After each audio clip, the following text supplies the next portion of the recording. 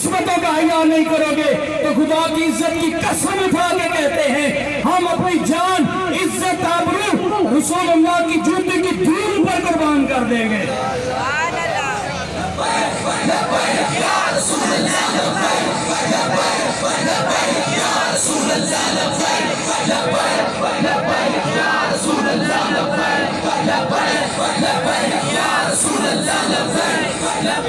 मैं आखिरी बात अर्ज कर रहा हूं, हम पुरअमन लोग हैं, हम इसी तरह पुरअमन अपना एहतजाज रिकॉर्ड कराते हैं।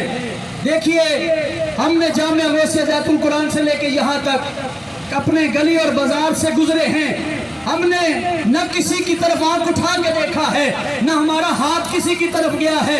वो सिर्फ इसलिए क्योंकि हमने कलमा रसूलुल्लाह सल्लल्लाहु अलैहि वसल्लम का पढ़ा है, हमने कलमा उस नबी का पढ़ा है जिसने मुसलमान को कुजा गैर मुस्लिम की इज्जत करने का भी हुक्म दिया है। लेकिन इसकी मर्जी, इसका मतलब हरगिज़ ये नहीं है कि इज्जत हम करते रहें। कोई रसूलुल्लाह सल्लल्लाहु अलैहि वसल्लम के कुरान की तरफ हाथ उठा दे, कोई आका की इज्जत की तरफ हाथ उठा दे तो खुदा की कसम बात हाथ तक नहीं रुकेगी। कोई उंगली का इशारा करेगा, हम सर काट कर रख देंगे।